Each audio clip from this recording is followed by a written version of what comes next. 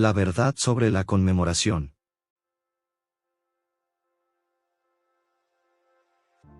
Mucho se ha debatido en los últimos días, cuál es la fecha exacta de la conmemoración de la muerte de Jesús. Sin embargo, nosotros no analizaremos cuándo es el 14 de Nisan en el calendario. En realidad veremos algo más significativo. Si Jesús realmente hizo su última cena el 14 de Nisan durante la Pascua judía, y a la vez estableció un mecanismo casi ritual y mecánico para conmemorarlo todos los años ese día.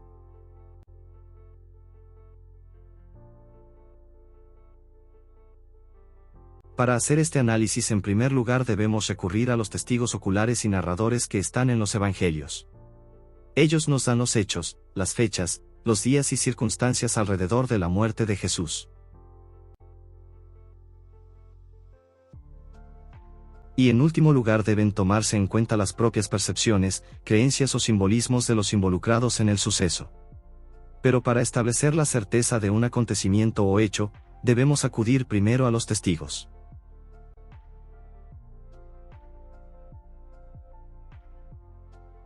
En este pasaje de Mateo se declara que faltaban 2 días para la Pascua. También note que los guías religiosos decidieron no arrestarlo en la fiesta, para no armar un alboroto. Esta declaración no la olvide.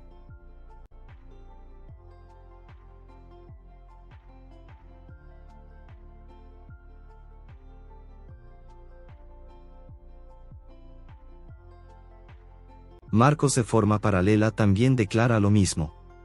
Sabemos que existían ciertas prohibiciones judías para efectuar juicios y ejecuciones en la Pascua, todo lo cual está documentado. Los judíos entonces se adelantarían un día.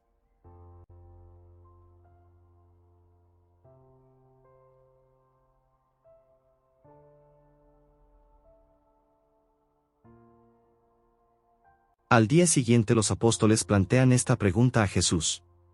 Pero lo interesante es que el narrador del relato declara que cuando llegó la noche se reunieron en la última cena del Maestro, un día antes de la Pascua.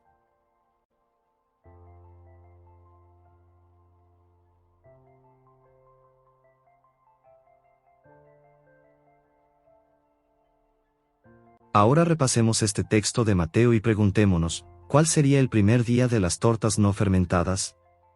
En los días de Jesús aquel día comenzaba en la misma Pascua el día 14, y no el día 15. Por eso es notable esta cita.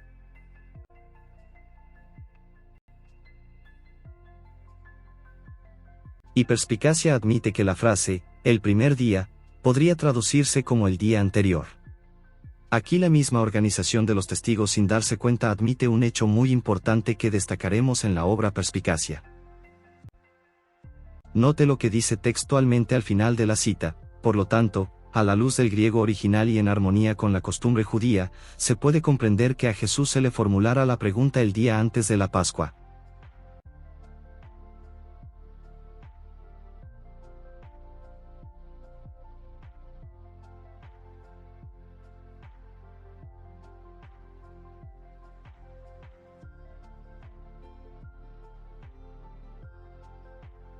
Pero a la organización Watchtower se le escapa el hecho de que el relato continúa diciendo que al atardecer de ese mismo día, se reunieron Jesús y los apóstoles. Hablamos del día anterior a la Pascua.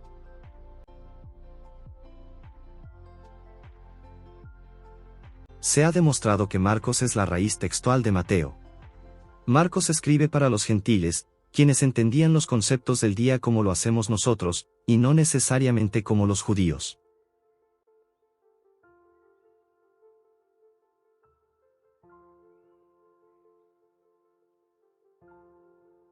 Así que ya tenemos evidencia en los primeros evangelios sobre que Jesús no estableció su conmemoración en la misma Pascua, sino un día antes. Además hemos visto que el Sanedrín no lo juzgaría ese día.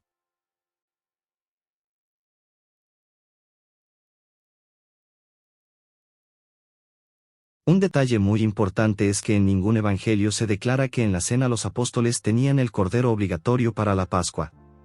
Se describen con precisión otros elementos, pero nada de un cordero.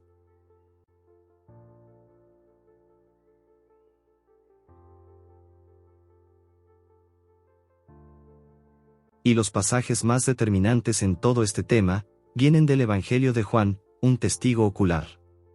Él claramente dice que la última cena fue antes de la Pascua judía. Antes. Esto puede comprobarlo con su propia Biblia.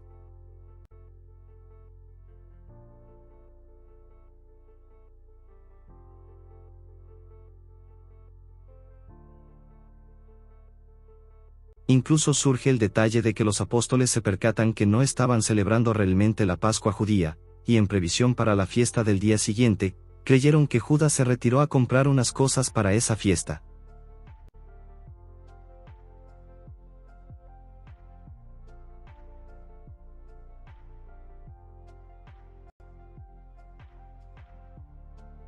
Posteriormente al arresto de Jesús, notamos que los judíos no querían entrar al pretorio de Pilatos, porque aún no habían comido la Pascua y querían evitar contaminarse, y así comerla.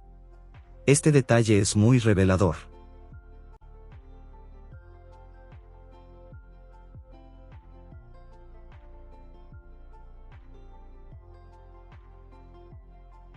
Nuevamente se confirma que los judíos desean acelerar la muerte de los condenados, rompiéndoles las piernas, puesto que era el día de preparación de la Pascua, aún no comenzaba el 14 de Nisán al atardecer.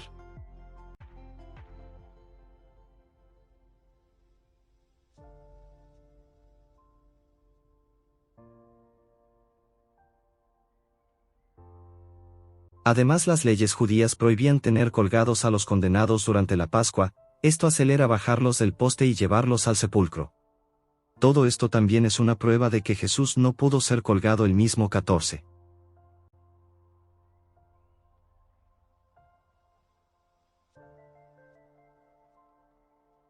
Y esto queda enfatizado con este pasaje bíblico, que nuevamente indica que aún estaban en la preparación de la Pascua, ya que en la misma, que estaba por comenzar al ocaso, estaba prohibido tocar cadáveres.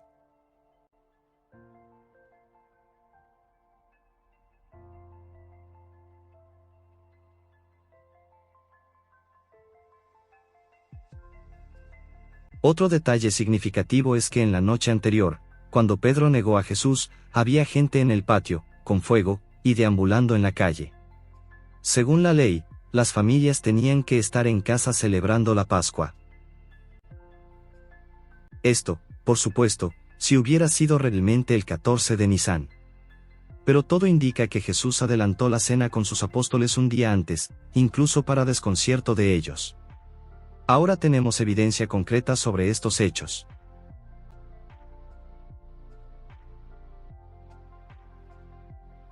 Teniendo claro las pruebas fácticas, pasemos a analizar qué significado le dio Jesús a su reunión con los apóstoles, en la cual él establece su propia Pascua, por decirlo así, dándole un significado más profundo y especial.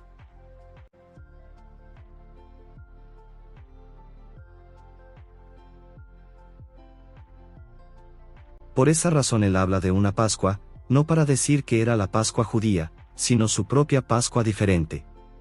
El hecho de decir que volverá a comerla en los cielos, demuestra que la palabra Pascua es ahora simbólica.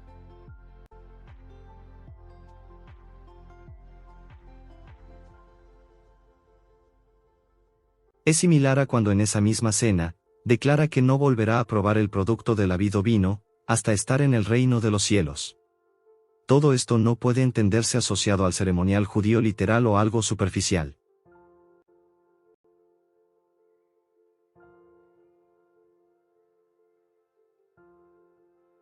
Se parece a cuando él afirmó ser el Señor del sábado. No quiso establecer con aquello, que los cristianos tenían que guardar el sábado semanal de forma literal y escrupulosa, tal como lo hacen los adventistas.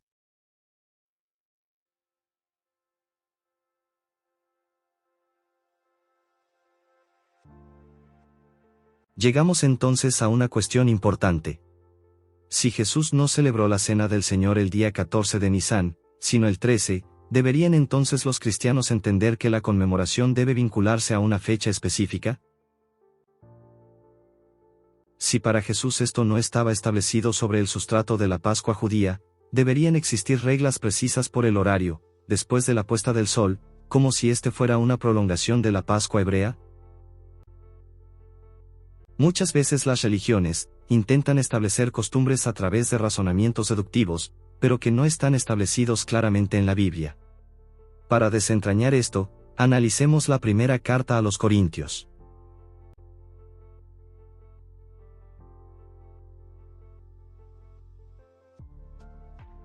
Cuando leemos el contexto de las instrucciones de Pablo sobre la Cena del Señor, notamos que los corintios le habían perdido el respeto a la ocasión, y algunos llegaban con hambre, y otros embriagados.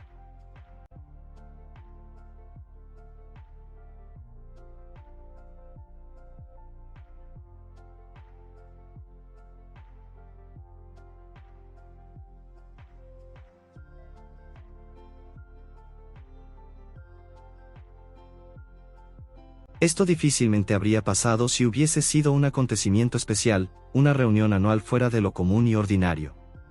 En cambio, parecía que los corintios la celebraban muchas veces dentro de un año.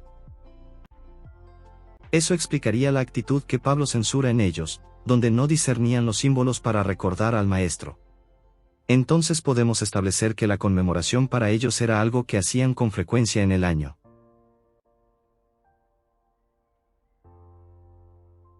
Autores han expresado que estos pasajes bíblicos indican que los discípulos participaban de romper el pan, que era también un nombre dado a la conmemoración, y lo hacían con frecuencia, sin establecer una fecha especial.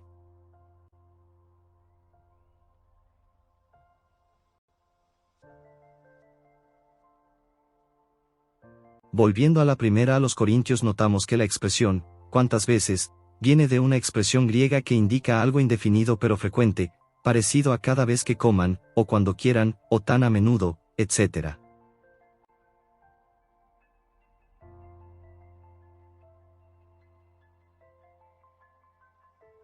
Pablo, en cambio, si hubiese pensado en una celebración anual del memorial, hubiese empleado palabras griegas similares a las que él utiliza en Hebreos, al hablar de la entrada del sumo sacerdote, cada año, o de año en año. No obstante, todo lo anterior nos indica que los primeros cristianos no eran dogmáticos en cuanto a la Cena del Señor, y no eran escrupulosos en cuanto a la hora, día, mes y año. Más bien, obraban en armonía con este consejo.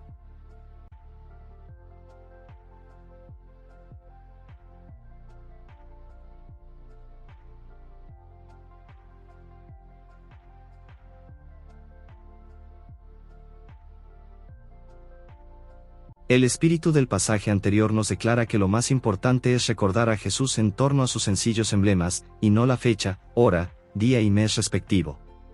Eso incluso podría desviar el propósito de la conmemoración.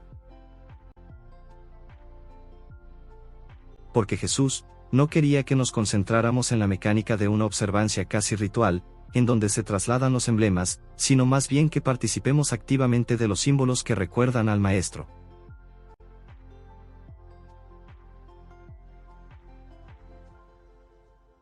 ¿Por qué al leer este pasaje preguntamos, ¿cómo se conmemora realmente a Jesús?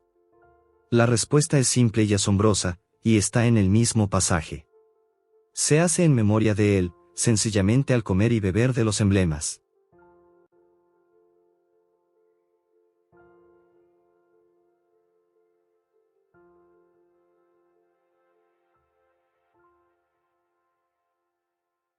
Cuando comemos del pan y bebemos del vino, reflexionando en la vida otorgada de Jesús, lo estamos conmemorando. No hay que añadir nada más. No hay que crear un ritual con precisión matemática. Esa es la libertad en Cristo.